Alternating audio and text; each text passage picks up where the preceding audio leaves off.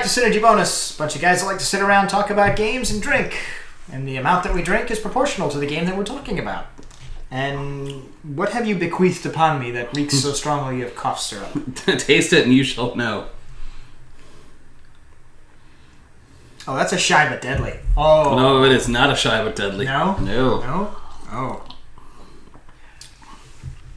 Leave it a mystery. How's that?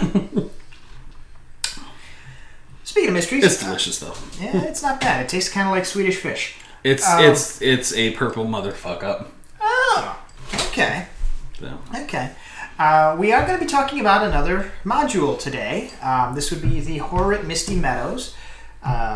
And as with our other module videos, here's your preview warning. There will be spoilers in here. So if you're thinking that your DM is going to run this for you and you don't want to be surprised... Stop right now. Stop right now. Click on a different video. Run down and give us a like or something so that we can get the support and trick the algorithm. But... come back after you've played and see if you agree with us or if you think we're full of shit. Either way, also, tell us. If you don't mind spoilers, then here we go. Last warning. Here we go. So as I said, this is the Horror at Misty Meadows. Was published in 2015. Comes from Absolute Tabletop LLC. Excuse me. It's written by James and Tim Kearney, Michael... Barley and Matthew Click. I think that's his name. My handwriting is terrible. Cartography by Joe and Sarah Bilton of HeroicMaps.com. Go check them out. There's a lot of good stuff there. With artwork by Jake Perez. What system is this for? Any, actually. Any? Wow. That's part of the thing with Absolute Tabletop LLC. I think we did this for, 5th edition? No, we did this for Pathfinder. Did we do it for Pathfinder? Yep. Oh, okay. We actually did this setup for Pathfinder. It could be anything with a little bit of tweaking. It's done generic enough for that. You could put this in 5th edition, 3.5. It wouldn't take a whole lot of work to throw it in 1st or 2nd edition if you really hate yourself. I could probably fairly easily throw this in Deadlands, actually, without a whole lot of work. I could see that. So it is non-system specific, but we did use Pathfinder for this, mostly because... we hadn't really acquired the 5th edition books yet, and people still weren't sold on it, but everybody agreed that we hated 4th edition. We really need to talk about 4th edition. We really do. Once this one gets back.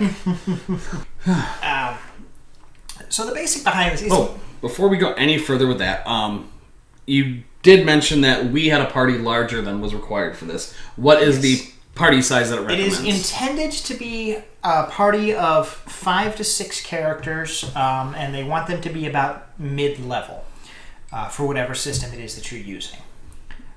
So, like D&D, we're looking like level 8, 9, 10. Okay. We went into this with a party of 8th level adventurers. We had just a large group that day, and a friend who had never played a tabletop game, so this was their first experience. Hopefully it was a good one. I hope so, too. Hi, Felicia. No. And it's, again, the themes behind this are very much horror, creeping horror followed by a few jump scares and so on. And it's actually meant to be very lethal. We didn't have any deaths somehow. We had some pretty damn good rolls. Yeah, we had some pretty damn good rolls, and our Dungeon Master had some pretty crappy rolls that he decided not to fudge. And it wasn't you. It wasn't me. So we maybe didn't have the full experience. There were a bunch of things that we succeeded on that we probably shouldn't have, as I've gone back and read the module after playing it, and a bunch of things that I wish he'd fudged the rolls on because the results would have been much more entertaining, at least from my perspective. But the basic gist is you're walking through the woods on a dark and stormy night, because at least it's better than meeting in a tavern where an old guy in a cloak decides to approach you. And He wants to give you a sword. The requisite creepiness happens. The wind is creaking the trees, the bugs stop chirping, etc., etc. A dense fog rolls in. The visuals that this actually induces are great, especially when you see the artwork for this particular event. And our DM, I'll throw some props out where props are due. He did a great job, just evoking all of this from the get-go. Although he had a lot of help from the module, it's pretty well written to begin with. I was impressed. Yeah. And as this fog is rolling in and you're traveling down this crooked path through this twisted wood, you see a light bobbing along in the distance. And, this could go a number of ways, because most people are aware that, hey, we're playing a horror game, show up with a horror character and all that. So, is it a will-o'-the-wisp? Is it whatever? And lo and behold, eventually, it's a zombie in a mining helmet. I love it. I absolutely love it. And you do some damage with the zombie, or battle with the zombie and so on. And as you're a group of multiple mid-level characters, he's not going to last very long. If you're a forward-thinking group, you might do some investigating on the zombie and notice that all of his equipment and so on is in remarkably good condition for being on the undead.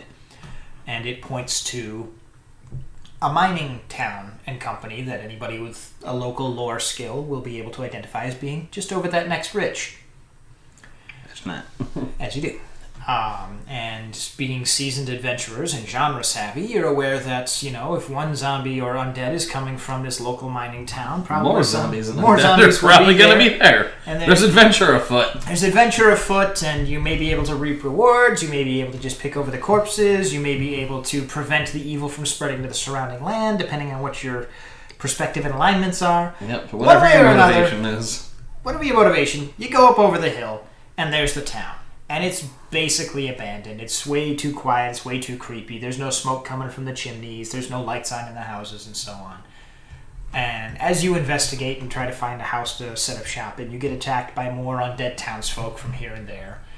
And eventually you uncover a little girl who kind of gives you some background on what's going on and the fact that all of this nastiness is stemming from the local mine. Because, they dug too deep. They uncovered something evil that should not have seen the light of day, etc., etc., etc.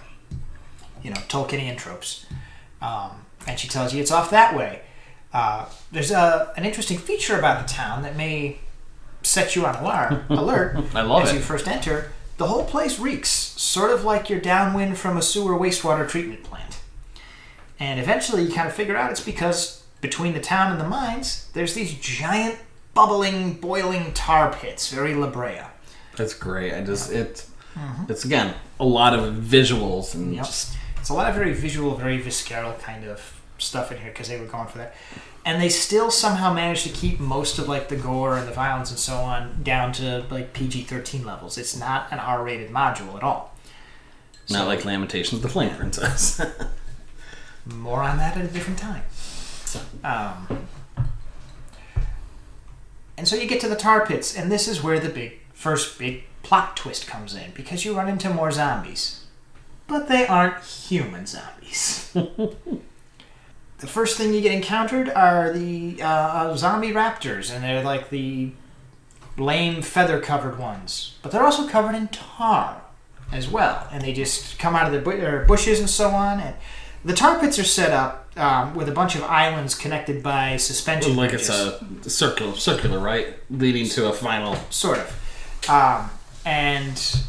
as you're crossing the first set of bridges, these apparently being undead doesn't dull their Jurassic Park tactics because they block off the bridges and sort of start herding you towards the center island. Clever girls. And, just as you've gotten a handle on these undead lizards, the boss appears. I lost my shit at this point. The tar starts bubbling in the big central pit that the bridges are going around to the island's kind of circle, and just up out of the muck and the blackness and the tar, you get this even bigger, full-blown goddamn T-Rex zombie covered, just dripping, boiling tar. And cue boss battle. And as I recall, this is the first time I was playing a ranger, an elf too, because I don't play elves.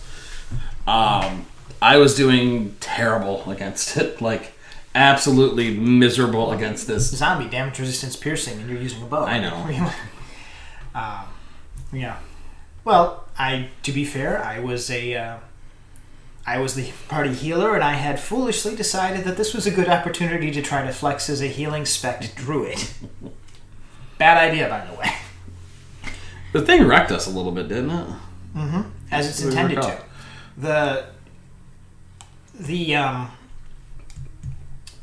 the Velociraptor zombies didn't really hurt us too much. They were an appropriate challenge.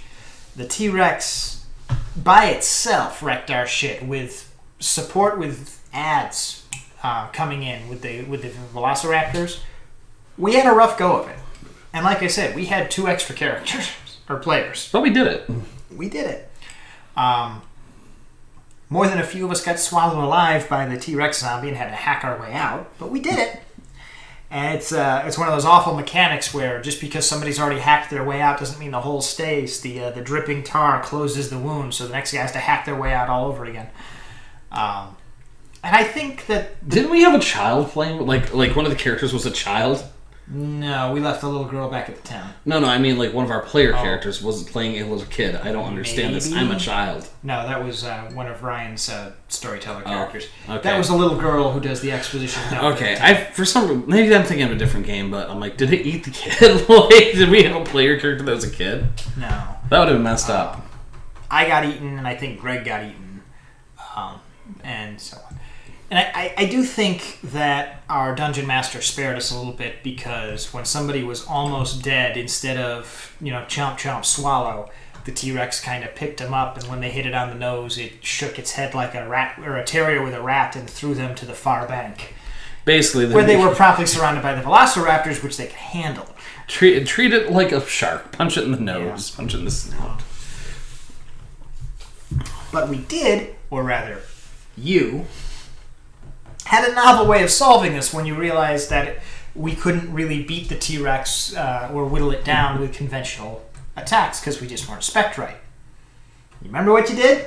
I don't remember. Why don't you enlighten me? Funny you should phrase it that way. I think I do remember now. He set the tar pits on fire. That's right.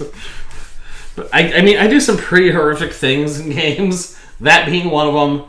I'm thinking of the Wild West one where I killed that herd of buffalo. I mean, I do stuff like that a lot. Like, when the out-of-the-box thinking comes up, it's usually that sort of line. Not to sound like he, stood there and, shot the buffalo one by... He stampeded him off a cliff, but still... yeah. But no, I lit the tar pit on fire. Lit the tar pit on fire, and that finally finished off the T-Rex and the remaining Velociraptors. It also took out the rope bridges and trapped a few of us on the islands, but we had to figure it out. We did some athletics checks. And we did some finagling. Eventually, didn't we have two 10-foot poles and we shimmied across? I don't remember. It was something along those crazy lines. Stuff. It was crazy. So that got us across the tar pits. We're beat up. We've used up most of our spell slots for the day. We're finally ready to enter the dungeon. And again, I believe the DM took it easy on us in this part as well. This is supposed to actually have a high lethality too. One, because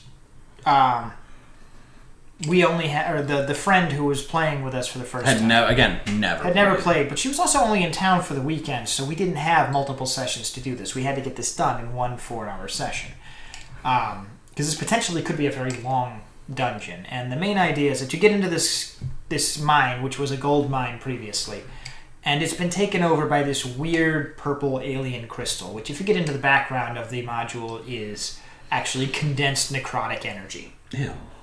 Wow, that's neat, actually. There's a lot of really neat background to this story. We just probably never touched on. It never comes up in gameplay by design.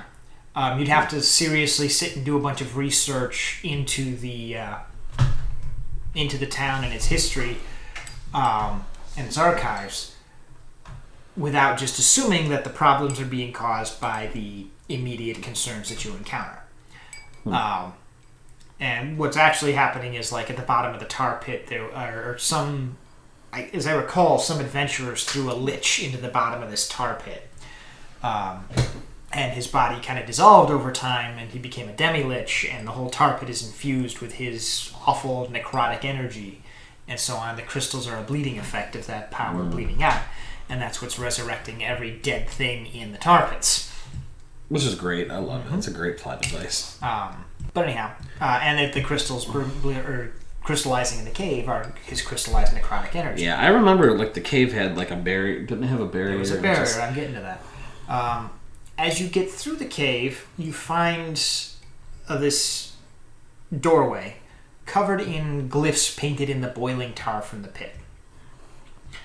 And this part we skipped. I'm not sure if it's because we all succeeded on the wisdom save, or if it's because, for saving time, as I said.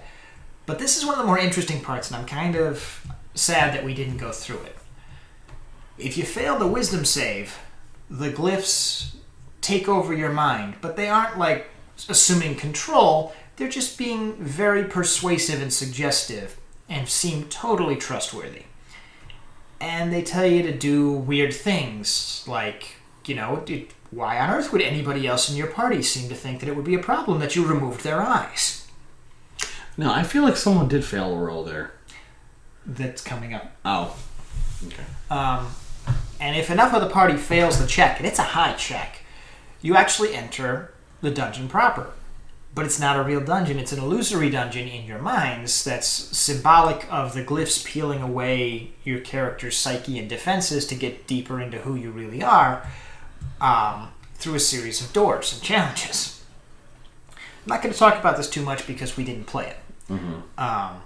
But that's the gist of it, and there's a lot of potential for the GM to flex their creative muscles and get to interesting things and so on there. Past this, there's a big glowing purple force barrier that you have to get through. Now, the way to get through it is to pick up and hold one of these necrotic crystals, which takes a little bit of figuring all that. But when you pick up the crystals, they implant some more of those weird negative suggestions in your mind. Like, it's absolutely imperative that you remove all of your teeth right now, and everybody else's, for their protection. Or, strength is linked to blood, and your blood is pretty weak, but your friends all have strong blood, and they're not sharing. You should make them share. Failure to comply is treason. That's some paranoia of a bullshit right there. Yep. Yeah, I recall there was some weird stuff happening, because, I think I was one of the first ones through the barrier. Yes. After taking some damage from the barrier itself, because I had the thing, but I still got hurt pretty good. And then somebody, I don't remember if it was Jordan or Thricht, decided that there was a risk as they were going through the barrier that they might drop their shard of crystal, because that had happened to you and you'd gotten damage from it. Mm-hmm. It's like, how can I make sure I don't drop this and it still stays in contact with my body? This is Greg. This was Thricht. It was 100% Thricht. He swallowed it. So all that negative thing that you get from just touching it, it's now inside him, infusing him. And for a few days. For a few days. And he would have been taking negative energy, but Thricht being Thricht, he was playing at Damphir and was half undead anyway, so yeah, I didn't realize that until now. Yeah, he was going through a Vampire Hunter D phase. Not a bad phase. Not really, no. And beyond this phase, you find the rest of the townsfolk, and they appear to be zombies with just glowing purple pinpoints for eyes, and they're neutral unless attacked. And so you just walk through this endless corridor of the purple undead. And it opens into this large chamber, which is another boiling pool of tar that has a layer of crystal energy making a floor just above the boiling pitch and tar. And in the middle of it, there's this big throne of that same purple crystal, seated upon which is the town wizard, who has become a lich fiend. And he's just got these necrotic purple crystals growing out of him. And a huge purple crystal golem. How did I forget about the golem? I don't know. And so the trick is not to fight either of them, because they're both being controlled by the throne. And you need to go smash crystals over there. When you do, it smashes, or it also ruptures the purple crystal floor over top of the burning, boiling tar. And so you have a series of athletics and dexterity checks and acrobatics checks to hop from dissolving purple crystal to dissolving purple crystal before getting dumped into boiling tar and dying. And then you get across that and you find out that the townsfolk that hopefully you didn't attack on your way through weren't really undead so much as they were possessed. Sort of like they'd all failed the tests with the glyphs and the crystals and so on. And they were enslaved to the necrotic power and the demi-lich below the tar. And the basic ending is that you take them back to town and everything is there and they reward you, you walk away happy, only for this whole thing to repeat itself in about 50 years after the Lich has time to build up power again. Although as a twist, this thing comes with 4 built-in alternate endings. Okay. Most of which involve the little girl was actually a ghost, the little girl was also possessed by the crystal. Like they're very explicit about she has a lock of hair falling over her one half of her face, and in the closing cinematic, if you will, it falls away to show that her eye is missing from the socket and there's a crystal in there in place and so on, and that she might be the actual evil thing going on. And so a puppet of the demi-lich. It's very explicit that he's in the bottom of the tar pit, so you cannot get to his phylactery without a whole bunch of fuckery. That's kind of awesome. Yeah. Though, like, with the lich phylactery, it's just, there it is. Yeah, it's protected. It's 20 feet down through boiling tar. Go for it. But yeah, there's a lot of visuals to this, and I love it. And it was unique in the sense that there was freaking dinosaurs and it was a good use. Dinosaurs have always been a part of D&D, but we don't utilize them very often, and I think that's an oversight. Right. I'd really like to do like a Land of the Lost kind of, or something like that. Mm-hmm. But it worked out well. Like it did, and it was fun. I enjoyed it. It was one of the few. Yep. I shouldn't say that. I pretty much like most modules that we do. Mm-hmm. There's been a few craptacular ones, but this one it was nice. I'm just kind of talking about it here brought back a lot of memories. Yeah. We played this about 2-3 years ago now. It had more or less just come out. I didn't look at the date on my notes, but I think it had been out for a year when we played it, 2016-ish, so 3 years ago.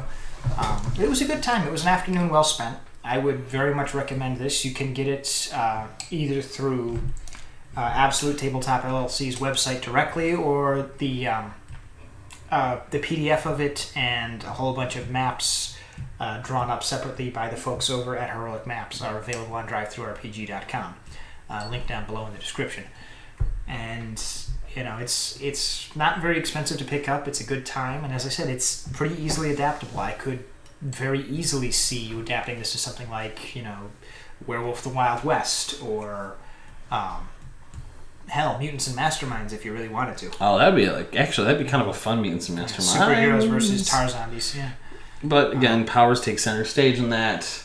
They could actually go and get the Lich phylactery and whatnot. If depending on the power sets they have. Power sets, yeah. Sure. Superman could do it. You think Batman's going down there? Nobody would figure out a way to do it. Well, on my Bat utility belt, I have this Bat tar neutralizer. Only if he's Adam West. Only if he's Adam. Yeah. He's dead. Christopher Nolan's Batman's not getting down there. No, not at all. Not at all. Yeah. But if you've played it, tell us. Yeah, tell us what your experience what it was. What did you think about it? Did you enjoy it? Did you have any fuckery with the... Did your crew think to set the tar pits on fire? It didn't kill my dog. No, that was one of the roles that got fucked up. There were some guard dogs early on in the town, and there's supposed to be these vicious, nasty guard dogs, and the DM rolled a sequence of natural ones, and they became our friends. Yes, they did. Because we offered them table scraps. The problem is, that was it. We left the dogs behind to guard the little girl. Yeah. This is a weird aside here as we're finishing up, but when we were doing the War of the Three Crowns, when we went to the was it kobolds? Then we went into the mine where the goat fucker was. Goblins. Oh yeah, because I taught goblins. In my mind, it's the same town. Literally, I had deja vu going there. It could have been because we had just recently done that. It could very strongly have influenced. It's true. Rick when he was writing that. But so that's definitely a possibility. Yeah. Actually, before we go, I I mean, you started on this, but would you recommend this particular module? I do recommend it. I would. I do recommend it. It was enjoyable. Like you said, we did it in a 4-hour session, but you could probably drag this out for at least a couple sessions. Probably split it in two. The first part for the tar pit fight, because that took a while, and the second bit for the dungeon delve. But what about you? I would very strongly recommend this. I think that anybody who's looking for something to run for a few sessions, either as just an aside for their story or something original to add to their story, or as a jumping off point to bring the party together for their story, that this would be a great addition to your thing. I don't know that I would necessarily want to use it as a starting off point for the story unless you intended to start with higher level characters. First and second level characters are going to get destroyed in this. And it absolutely wouldn't be much of a challenge for epic level characters unless they were coming back some years later to see that Return to Misty Meadows would be an interesting module I'd like to see there. Right, based on those endings. Yeah, I agree. So yeah, strongly recommended.